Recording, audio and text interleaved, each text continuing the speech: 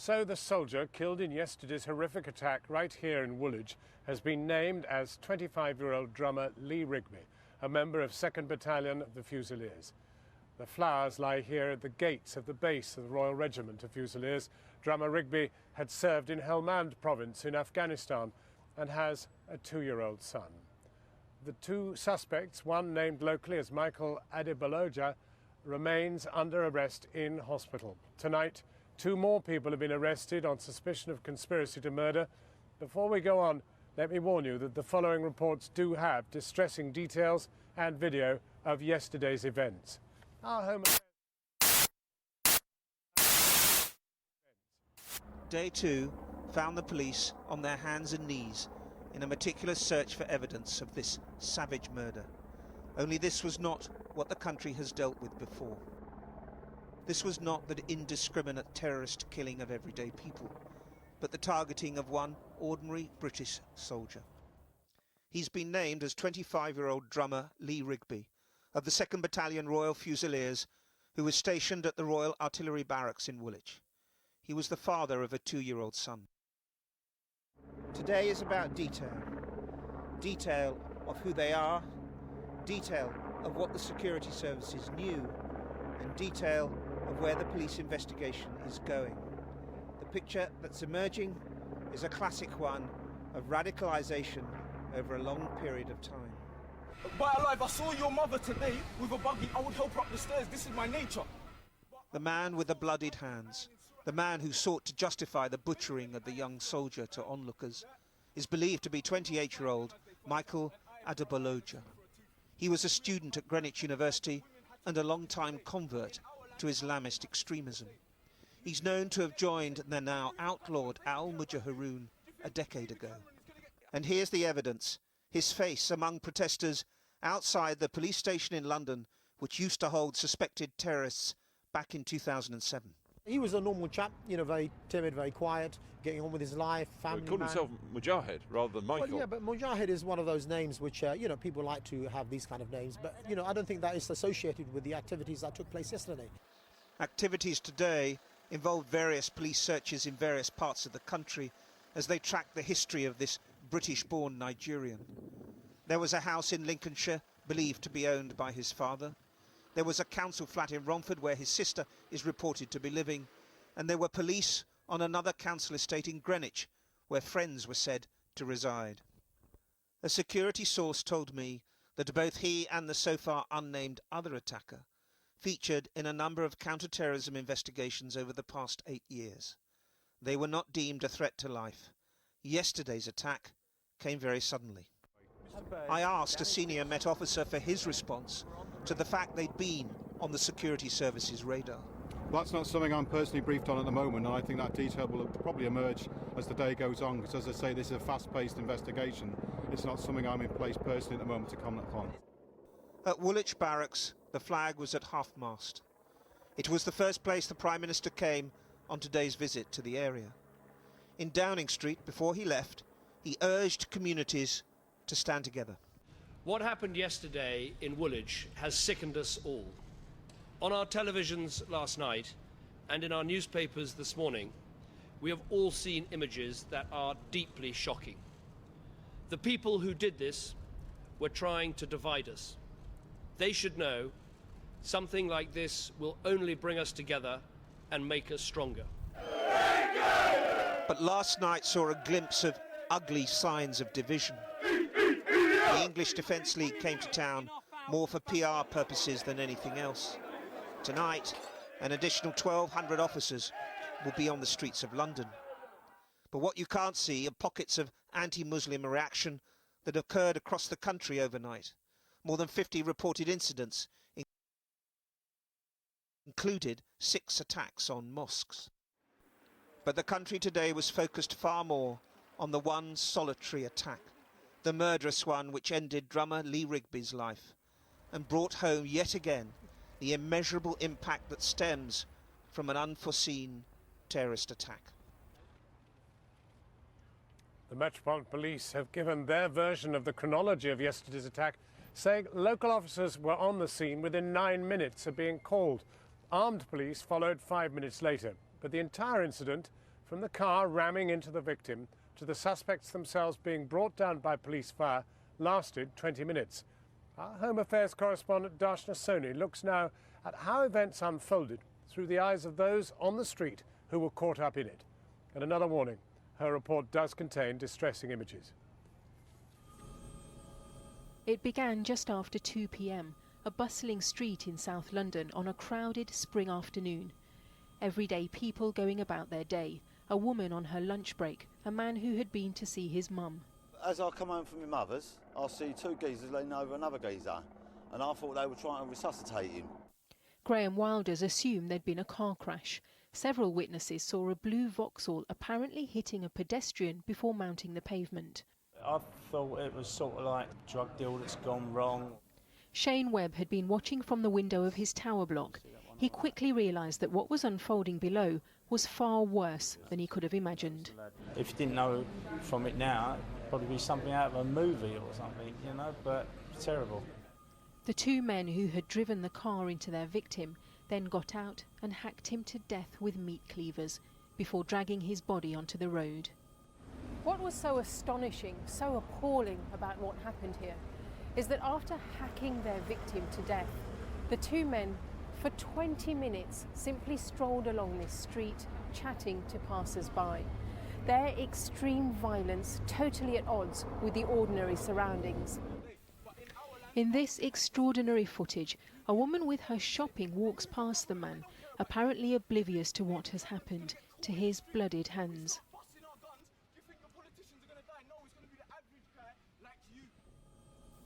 His words, his strong South London accent, tell just how very English he is as he apologises to the women around him. I apologise that women had to witness this today. And it's the behaviour of those women in the next few minutes that also says something about the very British reaction to the horror. Look at how these two young girls try to talk the man down. Also on the scene, Ingrid Lawyer Kennett, who uses her training as a scout leader to try to disarm him. I could see a revolver, a butcher's knife, and do you know this most axe the butchers have to cut that? Yes. Yeah, that's what he had, and blood all over him. And I thought, what the heck, what happened there? For me, it was just a regular guy, just a bit upset. He was not on drug, he was not drunk. The attackers, we now know, were eventually shot by armed police officers. Ingrid says that afterwards, she simply caught her bus and went on her way. Darshana Soni reporting. Well, we're joined now by Shane Webb, the eyewitness you saw in Darshana Soni's piece, and by Stephen McLaughlin. He's a former soldier, served in Northern Ireland and Iraq, and is author of Squaddie, A Soldier's Story. Shane Webb, you were on your balcony, 17 floors up, but with a very clear view, almost vertical view of what was going on below. And what drew your attention, first of all, the crash of the car? Yeah, there was a big bang, and I made my way to the balcony, just thought it was a normal accident. By the time I got there, there was a bus, and there was the Squaddie as it is now, and he was being dragged from behind the bus towards the centre of the road, and I thought that was just, he might have been involved in an accident with the bus. Could you tell from where you were that he was a soldier? No, not at all. So you had no sense that it was a terrorist event? No, none at all. Now, when the police arrived, and they say they arrived within 9 minutes, did they immediately go right into the scene, or they held back? They held back until the armed police went in and made the situation safe. So we have this extraordinary scene of civilians still in the area, some of them trying to intervene with these gunmen, and the police somehow simply sealing the area off. Yes. And when the armed guys came, that was the moment when everybody moved in. Yes, they went in, shot a few shots off, and I think they set some tasers off because you could hear like a crackle of the taser. I think what I'm wondering from you, Steve, is what this does to morale. What do you think? I mean, you lived through Northern Ireland, you lived through the consequences of being on the mainland when there were attacks. What do you think this will have done to morale here in the army? Strangely enough, I think it will have strengthened it, because attacks like this bring people together. Sometimes you can develop a siege mentality, and that can help you. There'll be a lot of guys in there who've got experience going right back to the darkest days of the Troubles, when soldiers would be targeted by the IRA when they're off-duty at train stations, in pubs and bars on the mainland. This is a clumsier, more amateurish, low-tech kind of attack. But when they hear ministers arguing about whether the army should any longer go out wearing their uniform and the rest of it, I mean, how's that going to go down with them?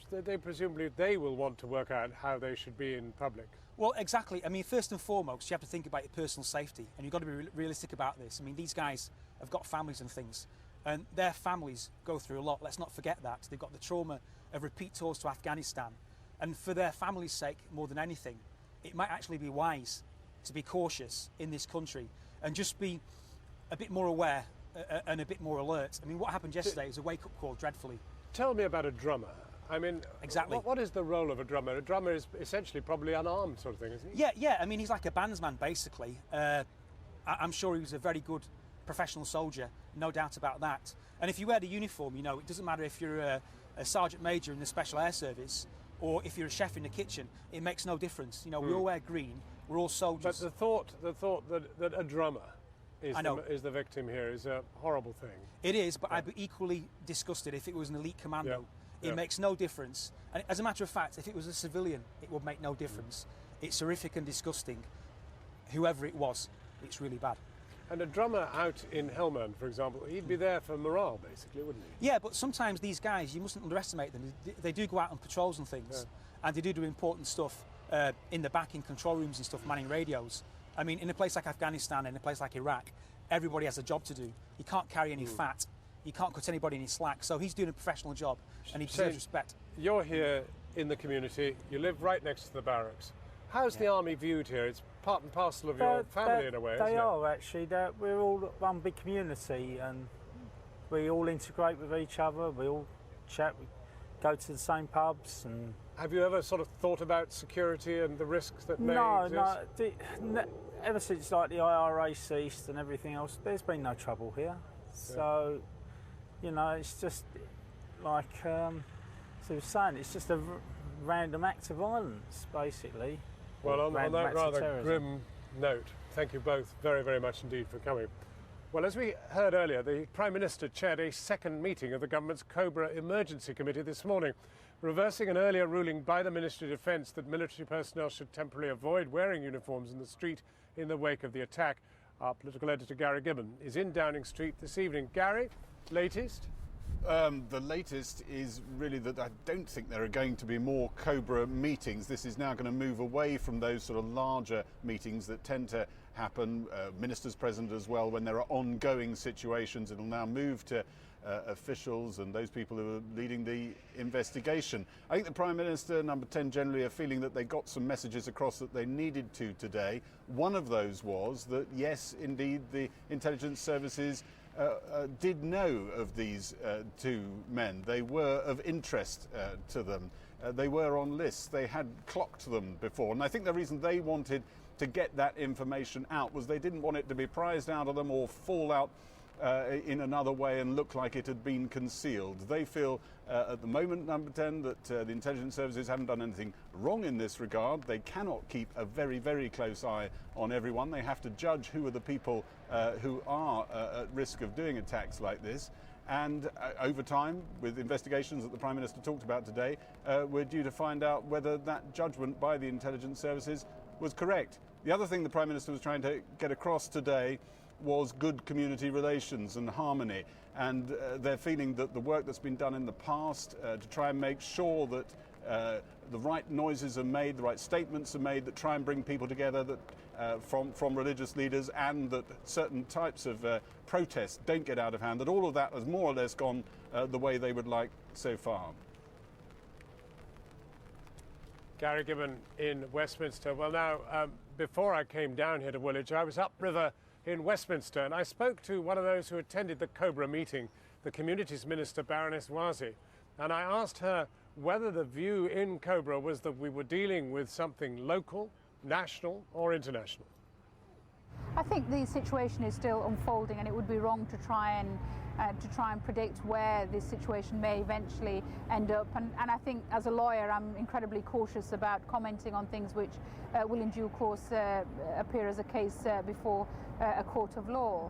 But I think what is apparent is that the barbaric acts and the way in which we saw them on our screens clearly have a national impact. And there are, of course, people out there who are trying to connect this to international action. And that's why we've got to make sure that we strongly, as a united community in this country, send out the strong message that these are barbaric acts that we condemn, and we will not allow terrorists to divide us. Now, all the heads of the security agencies were at your Cobra meeting. Is there any sense in which there is a feeling that they missed these two, that in some way there may have been a blind spot here? That's certainly not a sense that I've picked up, and I mean, I've seen the speculation since then, but like I said, this is an ongoing investigation. Well, were they on anybody's radar?